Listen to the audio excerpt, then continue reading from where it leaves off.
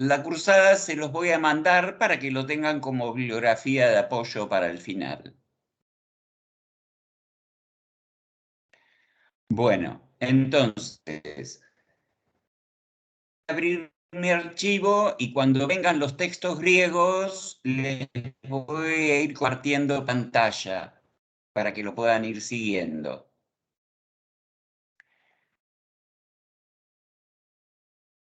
El artículo se llama Metamorfosis, transmutación poética y fijación escrita en la épica y en la lírica. Empiezo. El objetivo del presente trabajo es examinar tres tipos de metamorfosis en la poesía épica y lírica griega arcaica y sus resonancias internas.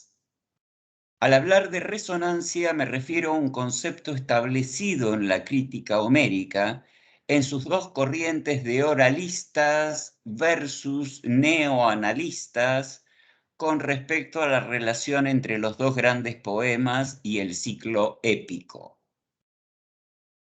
Y acá tengo una nota que dice, básicamente la tesis oralista sostiene que la Ilíada y la Odisea que poseemos son el resultado de una performance entre muchas otras, mientras que el neoanálisis tiende a considerar la instancia de una fijación escrita temprana para ambos poemas, muy probablemente en una situación de dictado.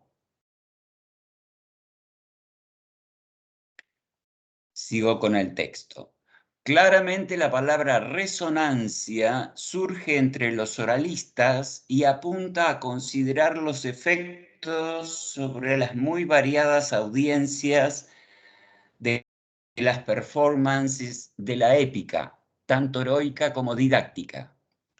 Pero mi propuesta de lectura de los textos sigue los lineamientos del neoanálisis, que postula la anterioridad del ciclo épico con respecto a los poemas homéricos, aunque la fijación escrita del ciclo haya sido posterior, y por ello los autores, entre comillas, a los que se les atribuyen los diferentes libros, hayan recibido el nombre genérico de neoteroi, los más recientes. En este punto hay coincidencias entre oralistas y neoanalistas, aunque estos últimos postulan una fijación escrita temprana para los dos poemas homéricos, que es precisamente lo que exploraré aquí. Bueno, ahí tenemos un apartado. ¿Alguna pregunta?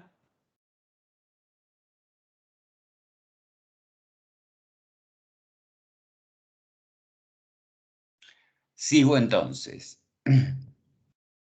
Consideraciones de metamorfosis, que es el punto 1. El tema de las metamorfosis en plural y de la metamorfosis singular está atestiguado en el lenguaje poético mitológico griego desde la época arcaica.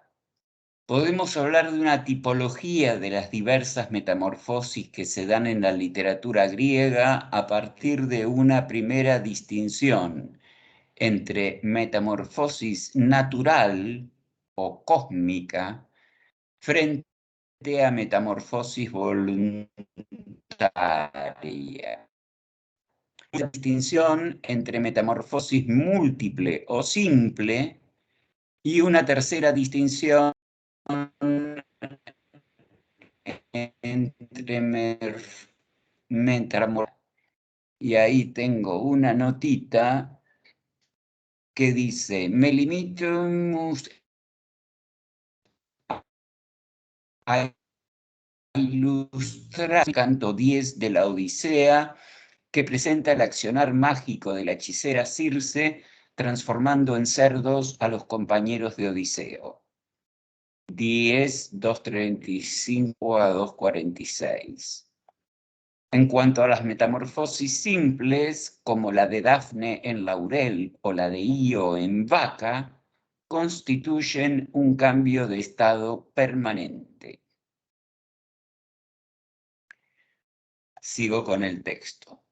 La sección cosmogónica de la Teogonía de Hesíodo, versos 116 a 136, hasta que el cosmos alcanza su máxima expresión de orden con el advenimiento de Zeus al Olimpo, responde a una metamorfosis natural y cósmica que se opera en el devenir del mundo por sucesivas transformaciones elementales, en las que cada elemento, con sus símbolos, produce la generación de su contrario o de sus símbolos. En este proceso, el cosmos se va transformando sin intervención de agentes divinos, pero siendo la Tierra la potencia primigenia que experimenta las transformaciones, la sección cosmogónica podría explicarse como una autotransformación permanente de esta potencia primaria. Este modelo hesiódico presenta resonancias en el ciclo épico y sirve de paradigma para las metamorfosis que se encuentran en la épica heroica, en la que el orden cósmico ya está consolidado bajo el gobierno de Zeus y, por lo tanto, quedando bajo el imperio de la Dios Bulé, la voluntad de Zeus. Las metamorfosis que se operan dependen de voluntades o capacidades individuales.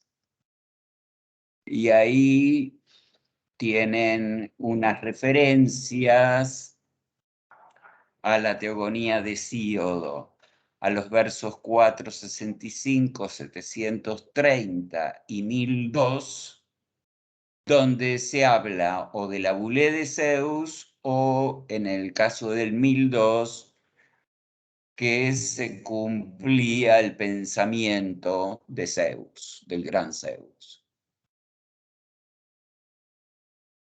Bueno, en primer lugar me ocuparé de las metamorfosis voluntarias y múltiples, en las que la transformación es transitoria. Tomando los ejemplos de Proteo en el canto cuarto de la Odisea, de Némesis y de Tetis en los fragmentos 10 y 3 de los Cipria, y pindárica del mito de Tetis en Nemea 4, 60, 68 y en la Ístmica 8. En segundo lugar, consideraré un tipo especial de metamorfosis, la petrificación,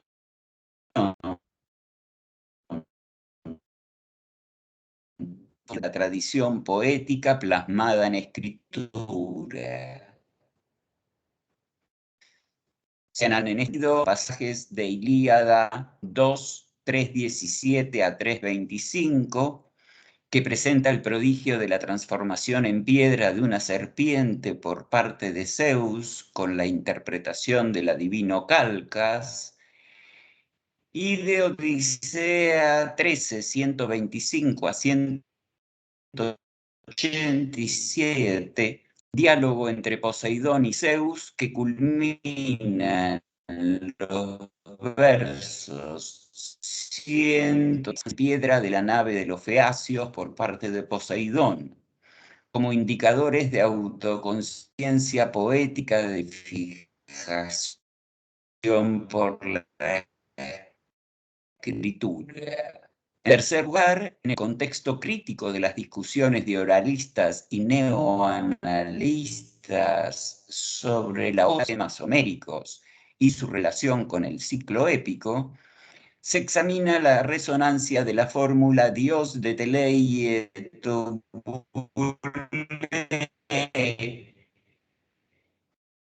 fragmento 1, verso 7, y la resonancia de este fragmento en Ilíada 2, 780, 785. Finalmente, plantearé una reflexión sobre las implicancias del término cíclico frente a la continuidad de la historia entre la época heroica y la histórica de Grecia, forjada por y plasmada en los poemas homéricos. Bueno, ahí tengo un punto. No sé si quieren preguntar algo. Yo tengo una pequeña pregunta. Sí. Al principio dijo que, si mal no escuché, digamos que Siodo tenía resonancias en el ciclo épico, o en la épica, no recuerdo. Eso significa que por ser considerado épica didáctica queda por fuera de lo que es tipo el ciclo épico, que es puramente épica heroica, ¿verdad? Sí, lo que pasa que sí, está bien. Con la resonancia, acá estamos pensando sobre todo en las audiencias que escuchaban distintos cantos poéticos y distintas versiones a veces de un mismo poema. No podemos plantear con certeza qué resuena dentro de qué. Es decir, no la anterioridad, porque básicamente, como estamos en una tradición, los cantos orales anteceden a la fijación escrita o a las acciones homéricas. ¿Está? Sí, sí, sí. Gracias. Oh, no, por favor. Bueno, sigo. El punto 2 es metamorfosis voluntarias y múltiples. El ejemplo más preciso y más completo de transformación voluntaria y múltiple lo encontramos en el canto cuarto de la Odisea, en el extenso relato que Menelao hace a Telémaco acerca de su propio regreso, para cuya consecución debió someter a Proteo, el pastor de focas, siguiendo el consejo de Idotea, hija del anciano que le dice a Menelao. Y ahí, a ver si me sale una cita. Mm,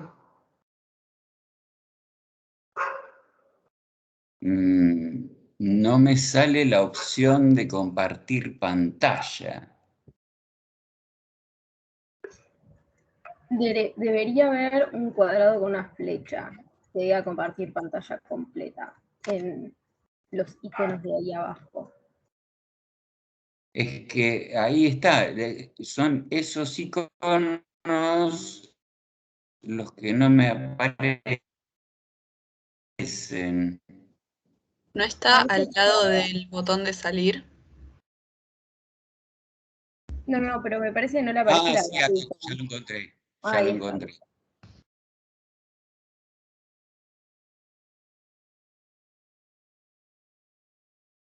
Ya lo encontré, pero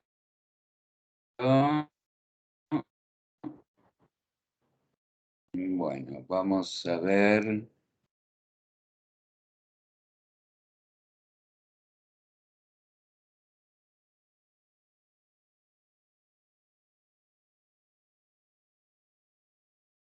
Bueno, a ver.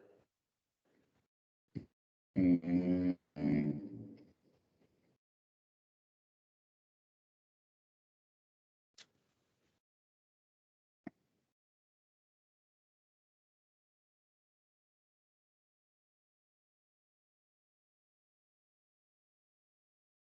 ah,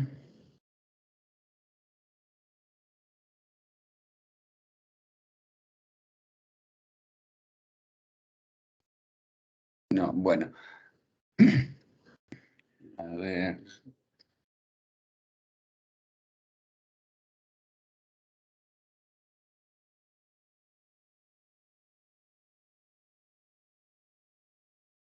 No sé qué le pasa, pero como tengo abierto el archivo, no lo puedo compartir. A ver, ahí está cargando.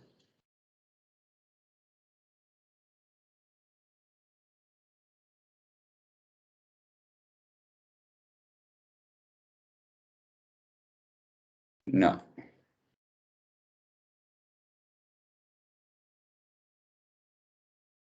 No, no, no. 4:17 y 4:18 de Odisea 4. Panta de guino menos peiresetai, intentará devenir todas las cosas. Jose pigaian, herpeta gignontai kai hidor kai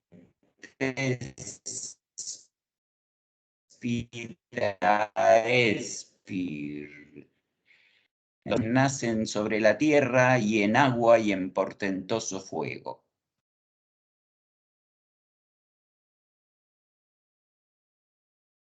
Esta es 55 a 458. Les leo la traducción directamente.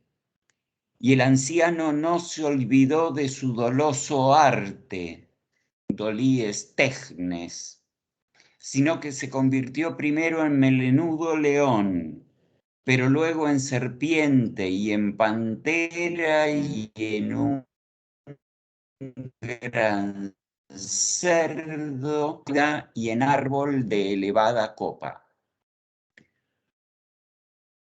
Estas transformaciones múltiples y voluntarias de Proteo son también transitorias e implican el retorno a la forma original. Se fundamentan en una capacidad del anciano, su dolie techne, su arte dolosa, en el 455. Al tener la capacidad de ser fuego, agua y variados animales que andan por la tierra, los herpetá, reptiles, pero literalmente seres que se arrastran. Proteo reproduce en sí mismo las transformaciones elementales del proceso de generación cósmica. Se trata, en su caso, de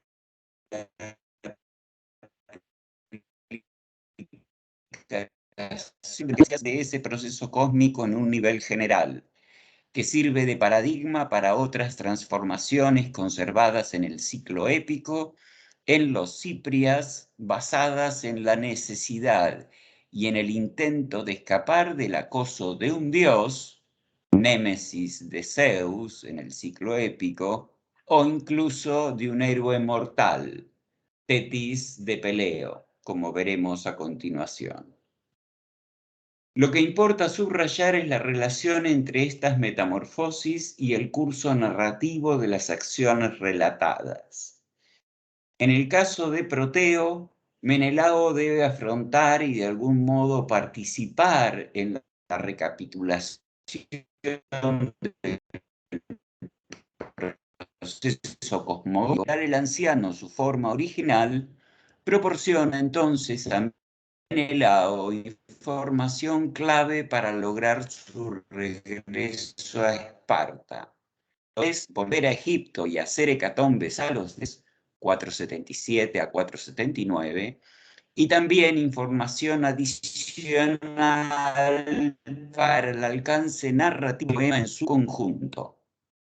En efecto, además de contar el naufragio de Ajax o Ileo en 499 a 511 y el regreso funesto de Agamenón en 512 a 537, Proteo da a Menelao y este Telémaco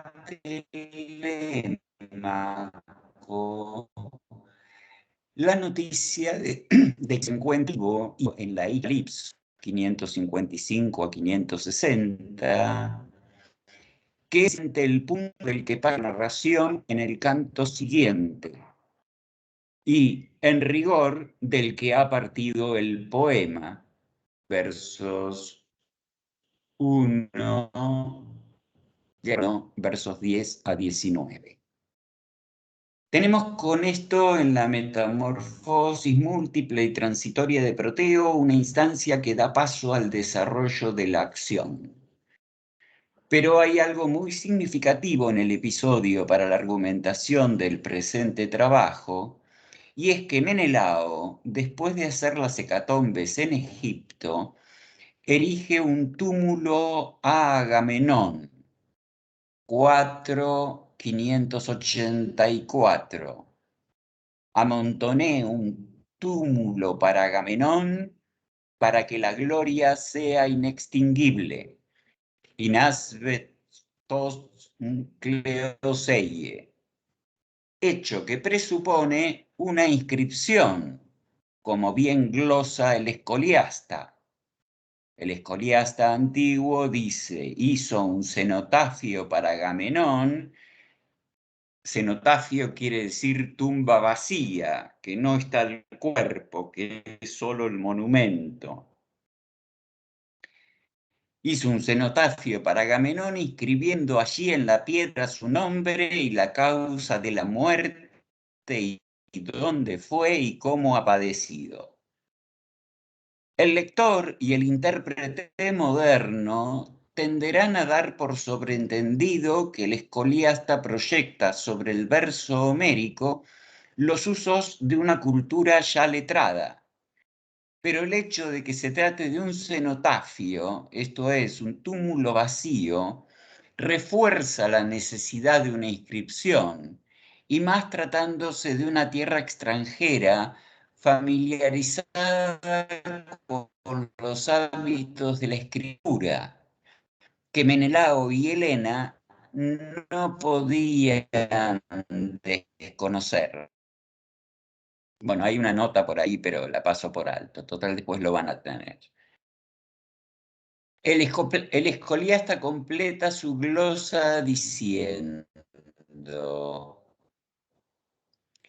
es inextinguible, esa es la frase del poema, y explica, no extinta, sino siempre brillante, a partir de la metáfora del fuego siempre visible, siempre brillante.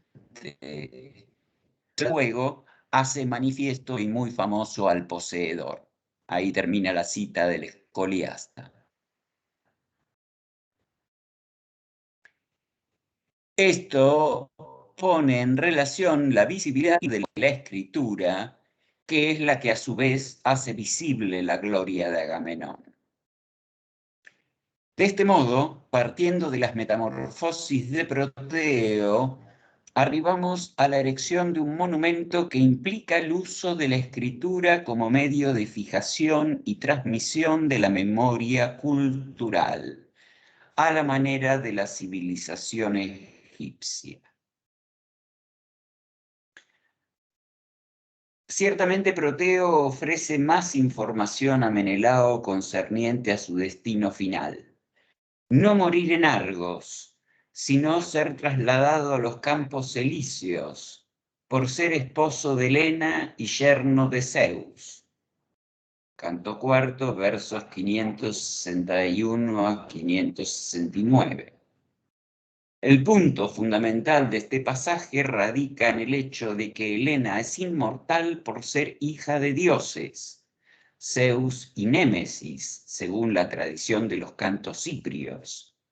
Y este hecho transfiere la inmortalidad a Menelao, temática que se amplía a la generación de los héroes en el ciclo épico y en el relato de las edades hesiódico, entre trabajos y días 773.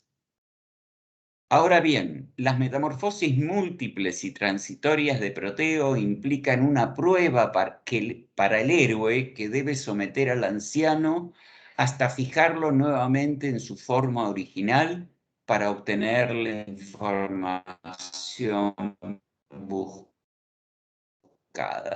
de este tipo de metamorfosis transitoria y múltiple en los Cipria, con los casos de Némesis y de Tetis, para rehuir el sometimiento a Zeus y a Peleo, respectivamente, y dar así lugar al Aition de la guerra de Troya, esto es, la gestación de las figuras emblemáticas de la guerra, Aquiles. En el caso de Tetis no conservamos ningún fragmento directo de sus metamorfosis, solo un par de testimonios indirectos y resonantes. Pero en el caso de Némesis poseemos un fragmento, el 10 de los Cipria, que refiere sus transformaciones y que probablemente haya reproducido las de Tetis en el mismo poema. Y acá tengo una cita larga en griego, les leo la traducción directamente. Después de estos, los Dioscuros, engendró a Helena como tercera, asombro para los mortales. A esta antaño dio a luz Némesis, de hermosa cabellera, unida en amor a Zeus, rey de los dioses, sometida a una poderosa necesidad. Ananke es la palabra que usa ahí. Pues unirse en amor al padre Zeus Cronida, pues estaba oprimida en su mente por el pudor y por la retribución. Por la tierra y la estéril agua negra huía, y Zeus, excitando el vasto ponto, la persumarla, unas veces por las olas del muy estruendoso mar, parecida a un pez, otras veces por el río y los confines de la tierra, otras por el continente, y de vino terribles fieras, cuantas alimenta el continente para huirle. Me interesa destacar algunos puntos del pasaje.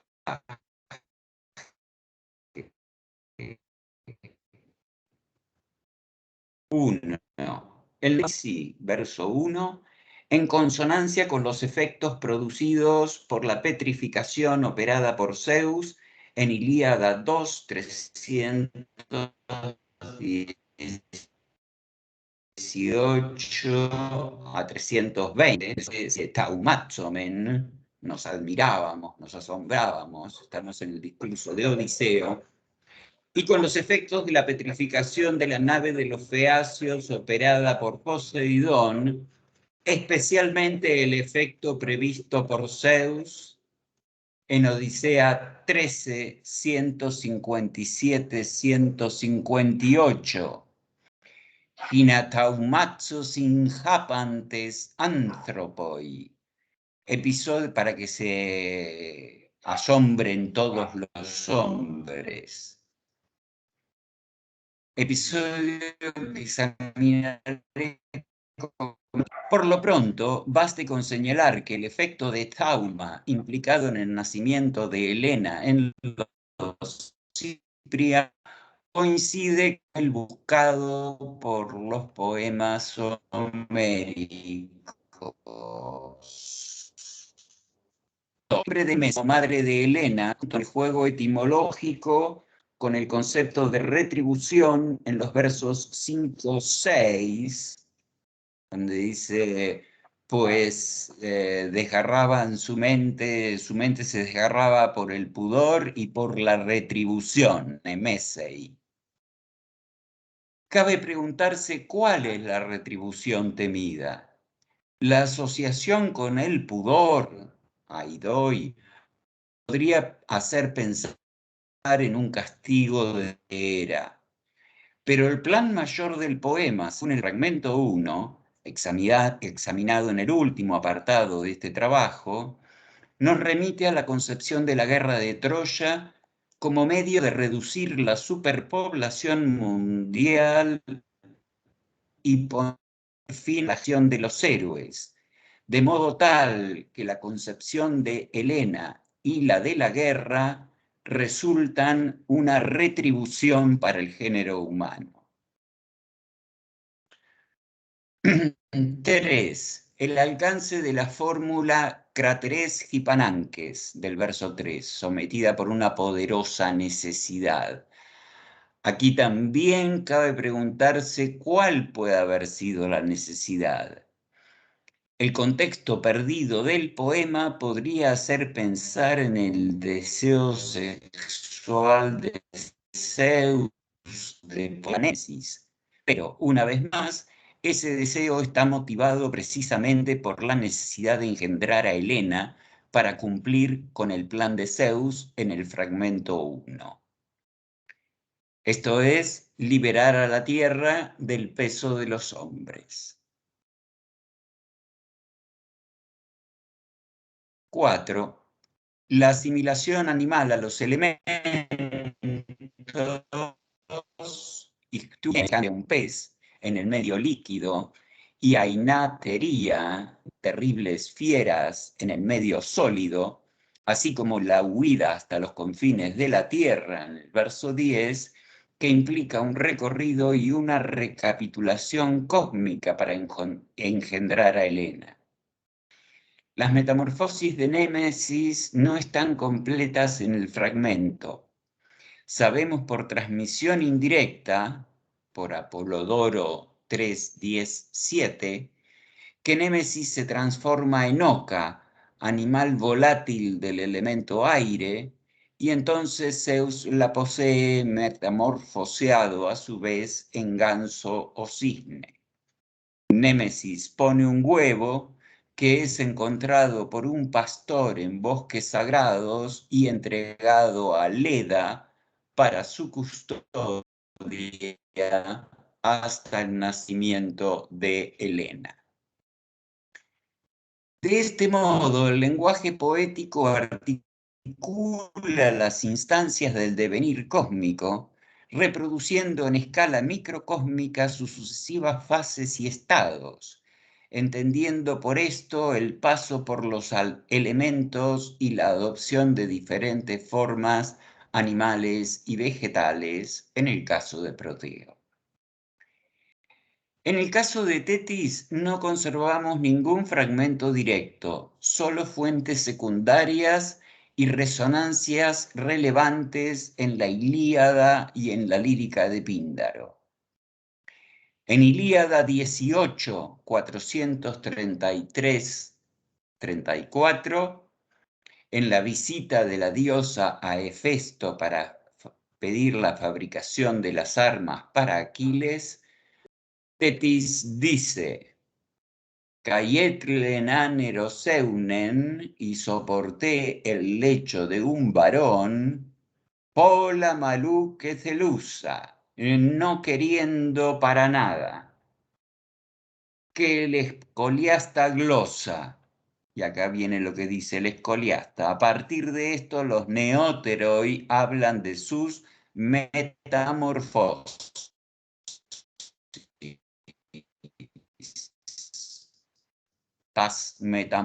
En la edición de los fragmentos del ciclo épico troyano, este pasaje iliádico y su escolio conforman el fragmento 3 de los Cipria, que se complementa con el siguiente pasaje de Apolodoro. Cuando hablo de los fragmentos, me refiero a los fragmentos de la edición de West. Bueno, y acá el texto de Apolodoro, leo la traducción directamente. Algunos dicen que Tetis no quiso unirse a Zeus por haber sido criada por Hera, y que Zeus, encolerizado, quiso que ella conviviera con un mortal. Entonces, por consejo de Quirón, a Peleo que la sometiera, alterada su forma, tras la rapta, y mientras devenía unas veces fuego, otras veces agua, otras no la soltó hasta que la vio retomar su antigua forma. El pasaje de Apolodoro presenta una motivación diferente a la que debió haber figurado en los cantos ciprios de Píndaro, en la Nemea cuarta y en la Istmica 8. Apolodoro da como motivación el respeto por Hera y el enojo de Zeus ante el rechazo de Tetis y la consecuente entrega a Peleo como castigo. Mientras que Píndaro desarrolla el motivo de evitar la unión de Tetis con un... Sí hay coincidencias en las metamorfosis que presenta. En la Nemea cuarta, Píndaro viene hablando de las hazañas de Peleo y de una emboscada que le tienden, y dice en los versos 60 a 68: pero lo protegió Quirón y cumplía el destino prefijado por Zeus. Tras cortar el prepotente fuego y las agudísimas garras de leones de audaces maquinaciones y el filo de los más terribles dientes, desposó a una de las nereidas de elevados tronos y vio el sitial circular. Y, tomando asiento, los reyes del cielo y del mar dieron los dones y el poder innato de su estirpe. La versión pindárica es más condensada que la de Apolodoro, pero muestra las mismas fases: paso por los elementos y estados animales. Píndaro cuenta más extensamente en la Istmica 8 el mito de cómo, por consejo de Tetis fue entregada a Peleo para evitar su unión con Zeus o Poseidón, que la pretendían, pues su hijo estaba destinado a ser más que su padre, versos 32 a 35a. Por lo que, para preservar el orden olímpico de Zeus, los dioses deciden entregarla a un mortal. En la Istmica no se habla de transformaciones, de sus transformaciones, como en la Nemea 4, pero todo lo que el mito cuenta es parte del fragmentario poema Cipria, que desarrollaba el Aition de la guerra de Troya a partir de la diosa Bulé, fragmento UACT. Lo que importa subrayar en dicho poema las dos figuras claves de la guerra, Helena y Aquiles, están precedidas de las transformaciones de sus madres, Némesis y Tetis, para intentar eludir sin éxito el acoso de Zeus y el sometimiento a un mortal. Así tenemos que en la génesis de Helena y de Aquiles y en la de la guerra de Troya, las metamorfosis múltiples están motivadas por la necesidad que remite al cumplimiento de la dios Bulé. Fragmento 1 a 7. A ver, acá tengo otro apartado. ¿Alguna pregunta?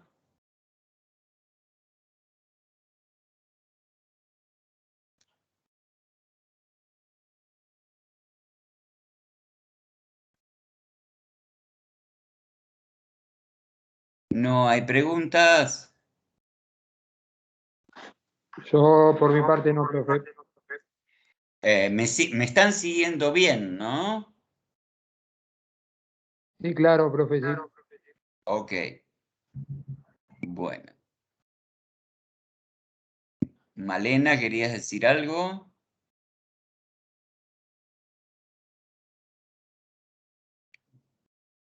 Bueno, sigo leyendo. El punto 3, transmutación poética. La tradición poética reelaboró este motivo de una manera singular. Y aquí ya no hablo de metamorfosis o transformación, sino de transmutación en canto poético e incluso de fijación por la escritura.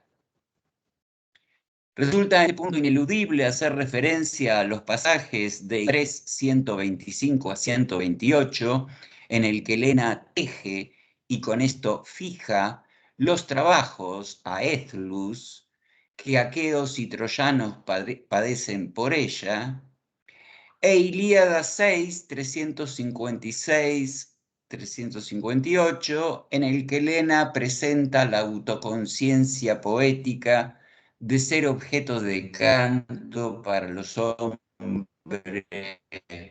venideros. Representan dos dimensiones distintas. La dimensión aural del oído, imagen fijada. En la Ísnica 8, después de narrar el Aikion de las bodas de Tetis y Peleo y de un catálogo sintético con las principales hazañas de Aquiles, aludiendo a los Cipria, a la Ilíada y a la Etiópida, Píndaro dice de Aquiles muerto, Ísnica 8, 56a a 60. A Aquiles, ni siquiera muerto lo abandonaron los, sino junto a su pira y a su tumba separaron las doncellas y derramaron como libación un lamento fúnebre muy afamado,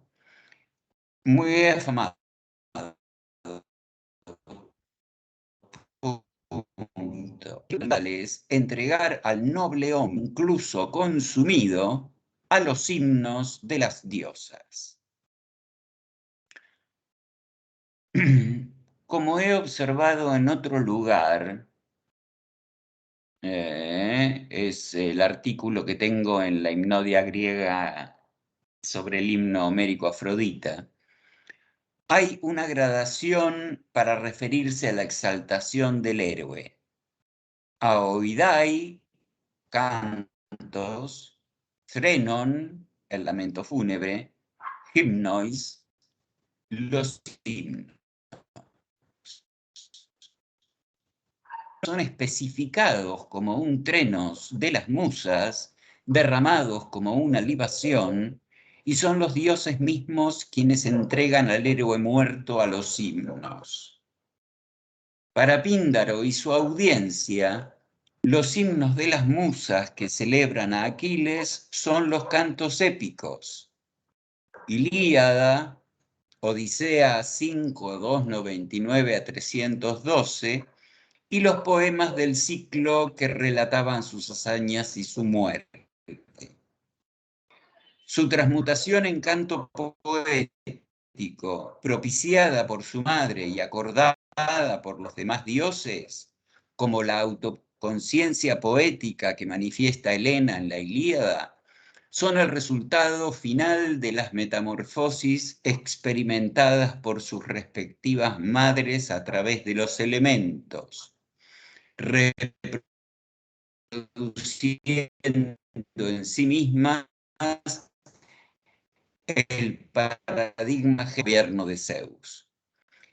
Y es que precisamente ese paradigma es el que Helena y Aquiles vienen a sostener y que en los Cipria, fragmento 1, verso 7, y en Ilíada 1:5, queda representado por la dios Bulé, la voluntad del plan o el designio de Zeus. Ahora bien, más a la fijación visual de las imágenes en el tejido de Helena.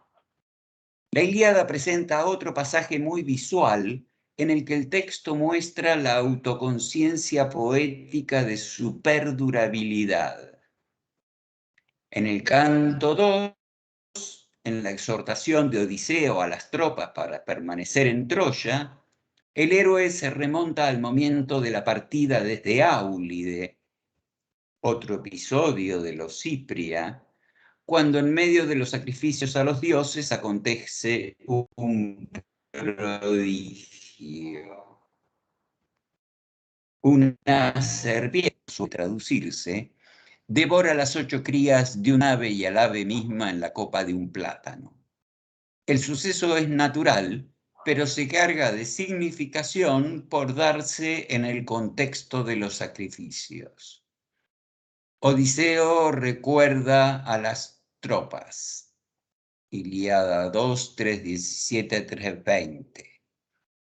Pero tras devorar a las crías del ave y a ella misma, el dios mismo que la mostró la hizo muy visible, pues la hizo piedra el hijo de Cronos de tortuosamente, y nosotros, estáticos, nos asombrábamos, taumáxomen, de cómo aconteció.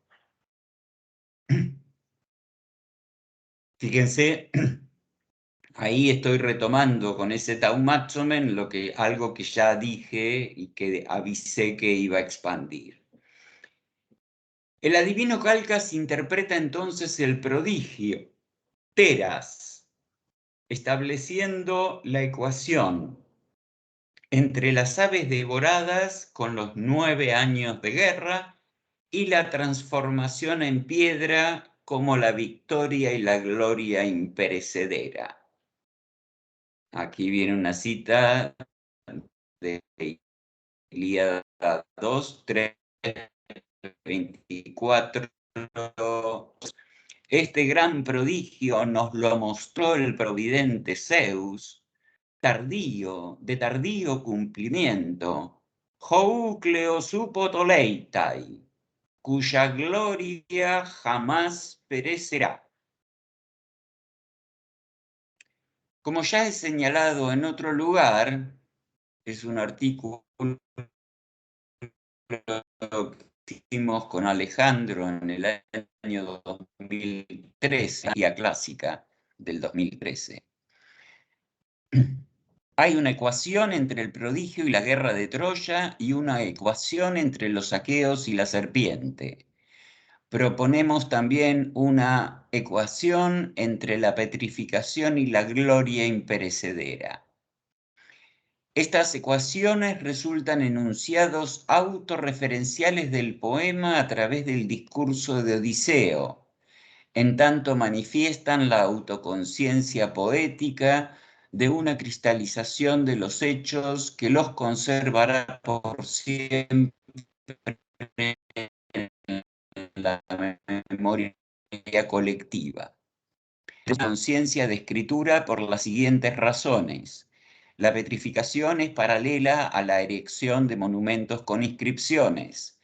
Tiene antecedentes en los usos fenicios y semíticos del Mediterráneo oriental, solo puede referirse a un medio escrito. En esto consiste la extrema visibilidad, verso 3:18, Aritzelon. Es la última fase del proceso de transmutación en el canto poético.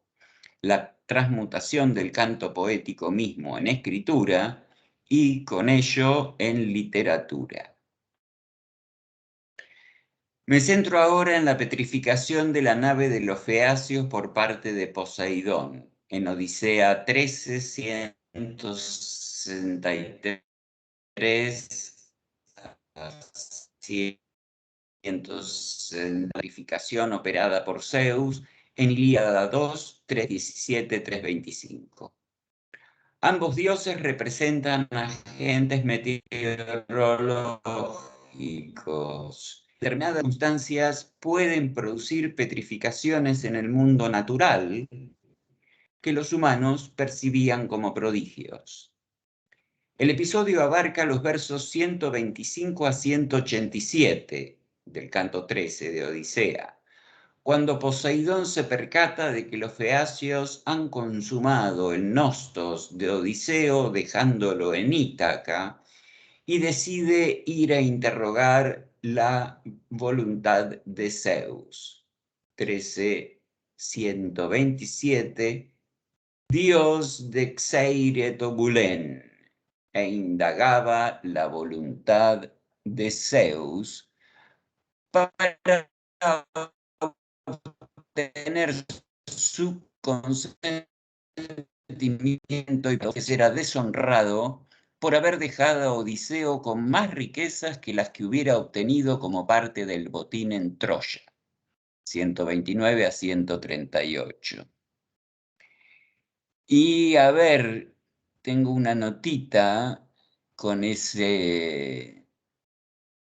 fórmula e indagaba la voluntad de Zeus, se encuentra repetida en Ilíada 20:15, donde Poseidón interroga a Zeus por qué ha convocado a los dioses a asamblea.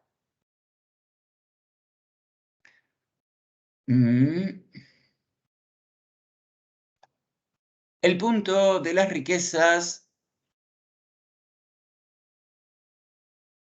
No, perdón, me estoy salteando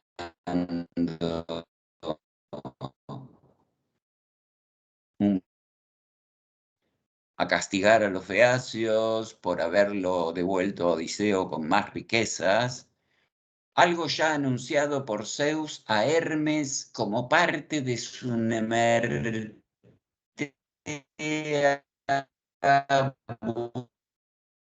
Hermes debe a su turno transmitir a Calipso para que deje tiro. Y otra nota, bueno, son los pasajes simplemente del canto 5, 30 y 31 y 38, 40 de Odiseo, después de lo van a llevar los feacios después de regalarle abundante oro y vestidos y bienes.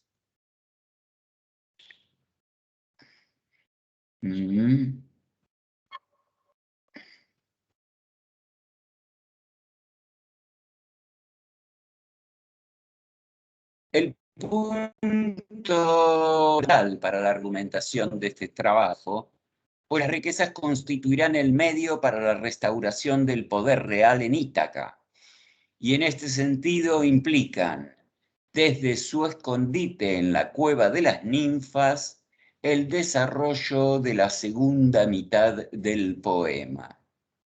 Y ahí también tengo dos notas, una con respecto a la riqueza, con referencia a Odisea 24, 485, 486, donde Zeus dice, Plutos te cae Irene Jalicesto,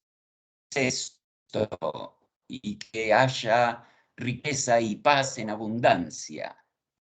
Palabras que cierran el discurso de reconciliación social en Ítaca sobre el final del poema.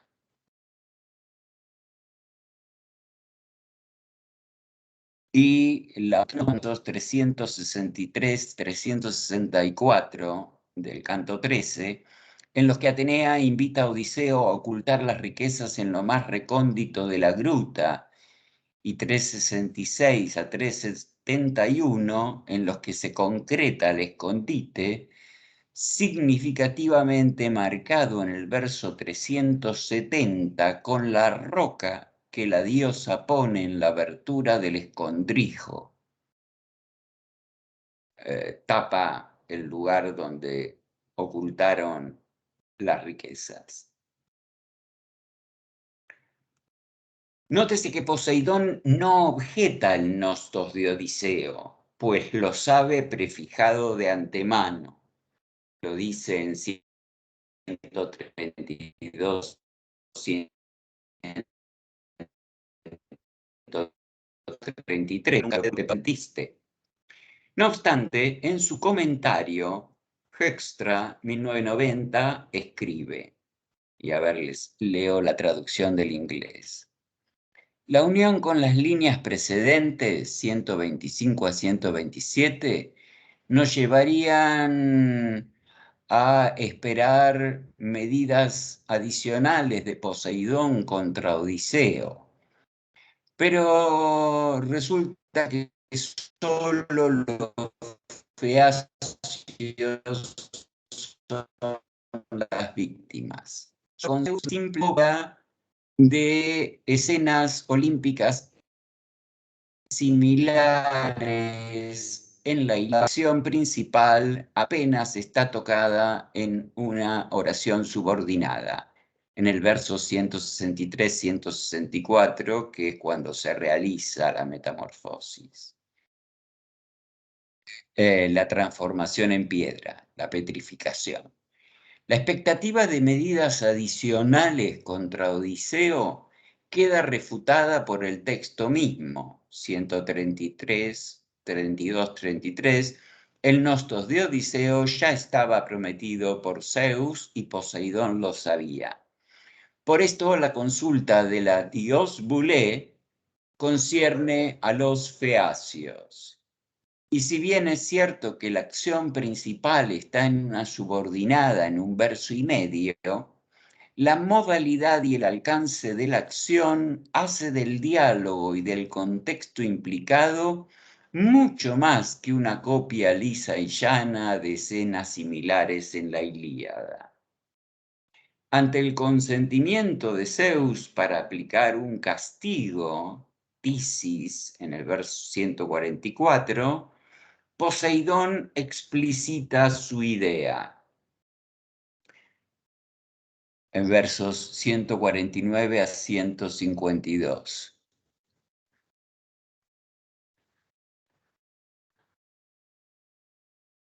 Ahora, a su vez, quiero una muy bella nave de los griegos que escoltan el mar, para que ya se abstengan y desistan de la escolta de los hombres, y quiero que un gran monte les oculte la ciudad alrededor. Dos son los objetivos principales: destruir la nave con la finalidad de que los feacios escoltar viajeros. Fíjense, en una nota ahí hago referencia a un escolio que explica eso del gran monte que oculte la ciudad, para que no sepamos ahora dónde están los feacios. Importante porque nos muestra la recepción del episodio en Alejandría. Los feacios quedan fuera del alcance de los hombres. En el discurso de Poseidón, la finalidad, introducida por Gina, está puesta en los feacios. A esto le responde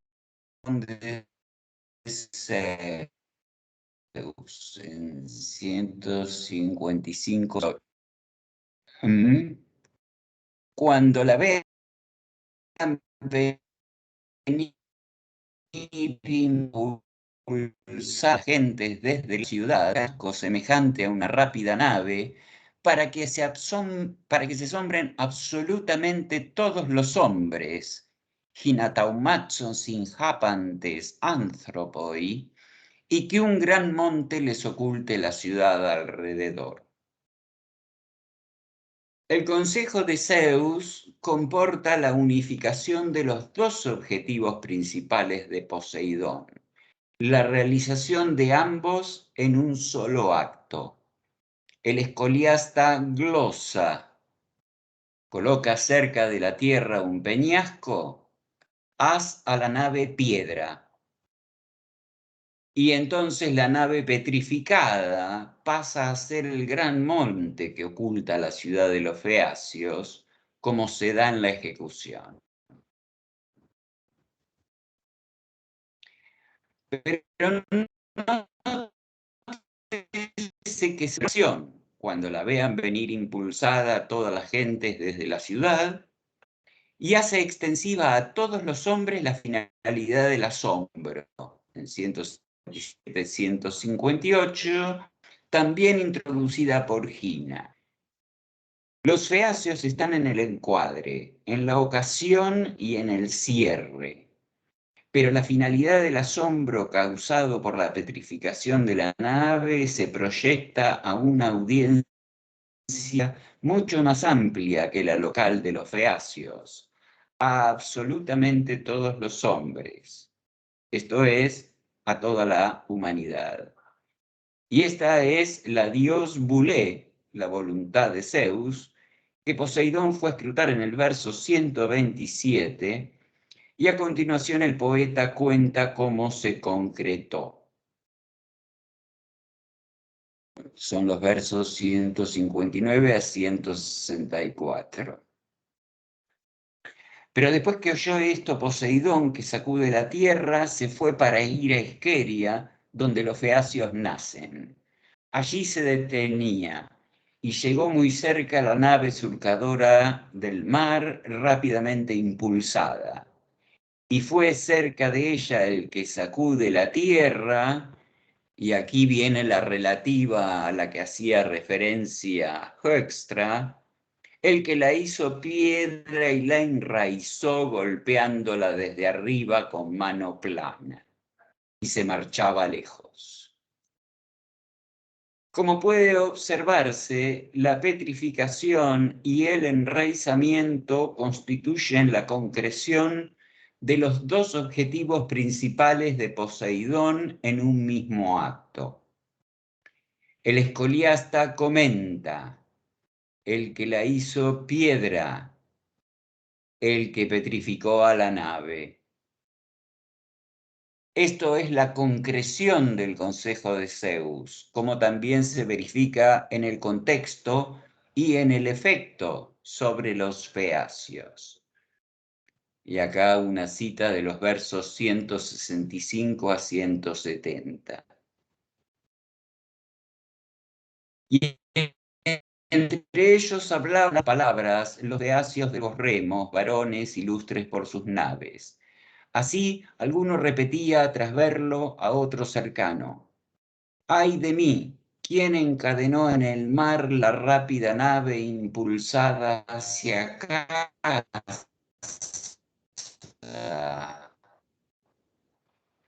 Así, alguno repetía y no sabían cómo había sucedido. El contexto para la ejecución de los objetivos de Poseidón es el que Zeus le indicó en 155-156. Los feacios contemplando el regreso de la nave. Pero importa observar que la finalidad de Zeus expresada en 157-158 no se cumple en el contexto inmediato. Ni Tauma ni Taumatzein aparecen en el resto del episodio, porque ese objetivo no era para los feacios, sino para que se asombren absolutamente todos los hombres. Japantes antropoi.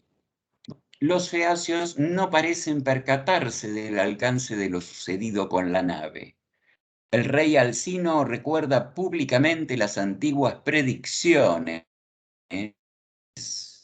Palai fatates fata. Los versos 173 a 177 que contienen el vaticinio repiten los versos 565 a 569 y los versos dicen, refiriéndose al padre de Alcino, el que decía que Poseidón se irritaría con nosotros porque somos intachables acompañantes de todos. Decía antaño que destruirá en el brumoso mar una muy bella nave de los varones feacios, regresando de una escolta, y a nosotros un gran monte nos ocultará la ciudad alrededor. Así anunciaba el anciano, y por cierto ahora estas cosas se están cumpliendo todas. La profecía contiene los dos objetivos explicitados por Poseidón en 149 a 152 y la finalidad de que se abstengan de escoltar a los viajeros se cumple inmediatamente en la exhortación de Alcino, que es doble. De los versos 180 a 184, cesad por un lado de la escolta de los mortales cuando alguno llegue a nuestra ciudad, y por el otro sacrifiquemos a Poseidón 12 toros escogidos, por si se compadece y no nos oculta la ciudad alrededor un gran monte. Así habló, y ellos temieron y prepararon los toros. Obsérvese el efecto sobre obsérvese que el efecto sobre los feacios es el temor, versos 184, Hoi Edeisan, y no el asombro implicado en la finalidad de Zeus. Lo curioso del episodio es que Alcino, tras relatar la profecía, reconoce que se está cumpliendo, no obstante lo cual exhorta a los feacios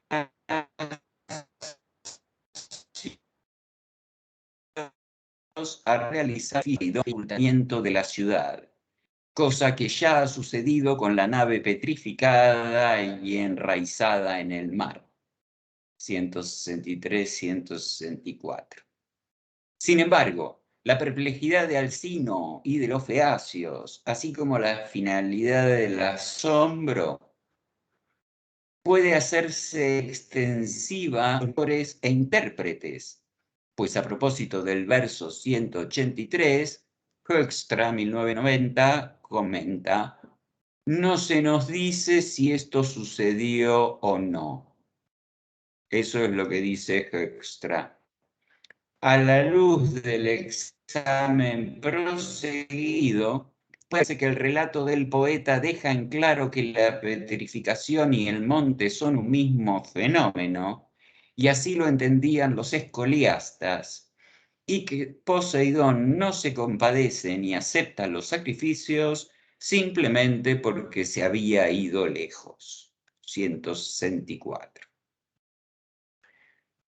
Como en Ilíada 2, pero en orden inverso, encontramos un contexto similar para estos fenómenos paralelos en ambos poemas.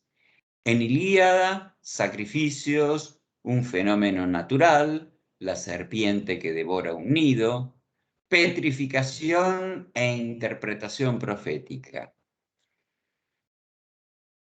En Odisea, lo primero es la profecía, verso 172, para había dicho Alcino.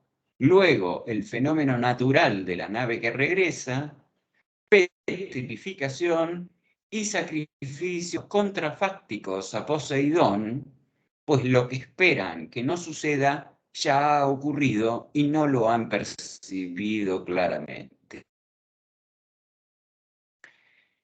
La ecuación entre la petrificación de la nave y la del Nostos de Odiseo en escritura, la ecuación entre la petrificación de la nave y la del Nostos de Odiseo en escritura es la que propongo como interpretación paralela a la ya realizada del episodio de Ilíada 2. Y ahí tengo una notita, pero no, vamos a dejar de lado, es una referencia a Píndaro. Se trata de episodios que muestran una autoconciencia poética de la fijación escrita, probablemente primero una fijación oral, si se me permite el oxímoron, en el hexámetro, pero rápidamente volcada en escritura, de la que el hexámetro es el soporte primario, como los testimonios que Heródoto 559 proporciona de unas letras cadmeas, fenicias y jónicas que él mismo dice haber visto en un templo de Apolo Ismenio en Tebas y cuya cronología remonta a lo que llamamos Edad Oscura. Como en el telar de Helena en Ilíada 3, 125-128, quedan fijados en imagen los trabajos de aqueos y troyanos que el poeta nos está contando. La petrificación es un fenómeno visual y monumental que, entiendo, representa la fijación escrita de ambos poemas. En la Ilíada, autoconciencia poética plasmada en la fórmula Houkleo supotoleitai, cuya gloria jamás perecerá, en 2.325. En la Odisea queda plasmada esa autoconciencia poética en la finalidad de Zeus, sin japan de Sántropo y todos los la Dios. Y a ver, ahí tengo una nota. No, ya está. En este sentido, vuelvo a subrayar la importancia de las riquezas, pues quedan encriptadas en la piedra, representando de este modo la segunda mitad del poema, petrificada en escritura. Esta interpretación de los pasajes homéricos sobre la petrificación en escritura está en consonancia con muchas especulaciones en la crítica reciente sobre la fijación de los poemas homéricos. Así, por ejemplo, Scodell, 2012, escribe, y acá tengo una cita que les traduzco: la idea de crear la Ilíada quizás llegó a Homero o a su patrón junto con la idea de escribirla, sobre el modelo de la literatura del Cercano Oriente. La Ilíada, a su vez, inspiró la Odisea. Una transcripción tal era una garantía de autenticidad para la performance y un objeto precioso.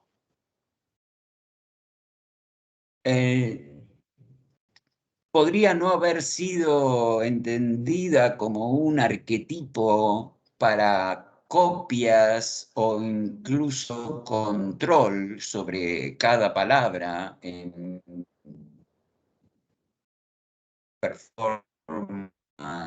A su poseedor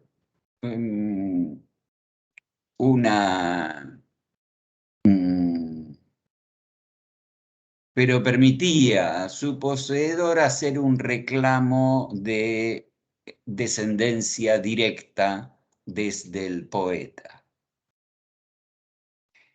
Esta fijación temprana coincide con la autoconciencia poética implicada en la petrificación operada en ambos poemas. Rees, 2005, ha ido más allá con respecto a la fijación de un arquetipo. Dice, les traduzco: nuestra Ilíada y Odisea, cada una, remontan a un único arquetipo que fue fijado en escritura y cuyo texto no sufrió en adelante revisión editorial sustancial. Ciertamente, estas conclusiones derivan de la exploración interdisciplinaria sobre las fuentes del Cercano Oriente, asentada desde los trabajos fundacionales de Burkert, 1992, West, 1997, y Latax, 2001, y es concomitante con la cuestión de la implementación de la escritura en Grecia y en las colonias colonias de Asia Menor.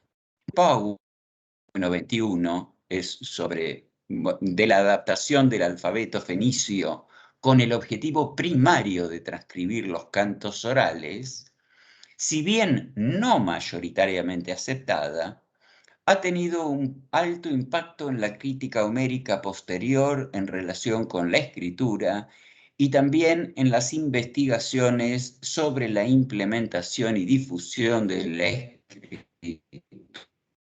escritura greciarca.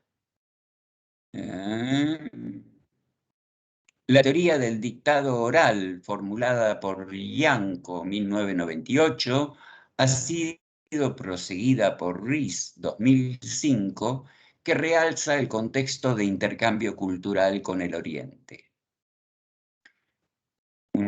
Otra cita. Así como el alfabeto con el que el canto fue por primera vez textualizado, se originó en Fenicia, y así como el papiro sobre el cual el texto fue transcrito se originaba en Egipto, y así como muchos componentes del canto mismo, los tipos de relatos, temas y las formas poéticas, se originaron en el Levante y en Mesopotamia, así no se requiere un gran salto, un gran salto de fe para suponer que la idea de escribir el canto se originó en alguien que frecuentaba las civilizaciones del cercano Oriente, donde la escritura de cantos épicos, incluso algunos con proceso de dictado, y su transmisión por medio de un texto escrito, habían sido practicadas por más de un milenio. Ahí terminó la cita. Aunque no podamos estar seguros de que el primer soporte haya sido el papiro y no las pieles de cabras y ovejas que señala Heródoto en 558-13 como antiguo soporte para la escritura de los jonios, lo importante de la cita de Rees radica en el contacto cultural de los griegos con las culturas de Asia Menor.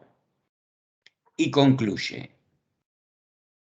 el acto de dictado resultó en un texto escrito que ahora puede ser considerado como el canto, más que un canto. El arquetipo de todos los textos que están directa o indirectamente, que descienden directa o indirectamente de él.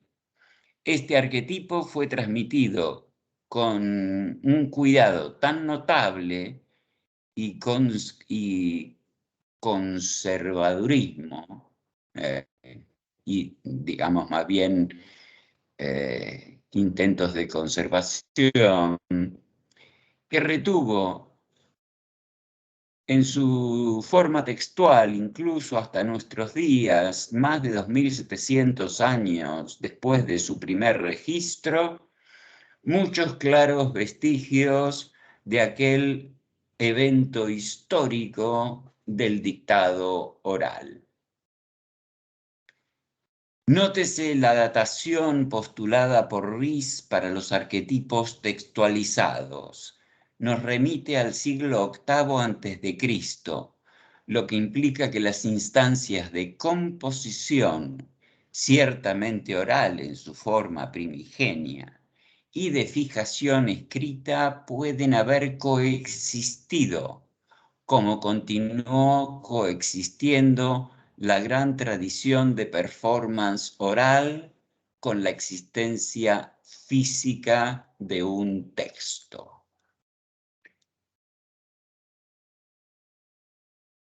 Bueno, ahí terminó el tercer apartado, falta el cuarto, son unas 5 páginas, pero las dejo para el miércoles que viene porque ya por hoy me parece suficiente.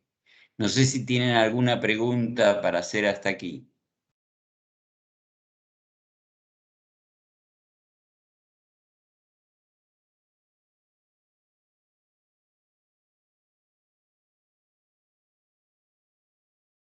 Por mi parte, no, Daniel.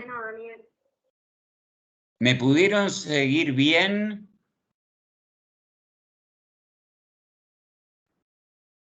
Sí. Ok.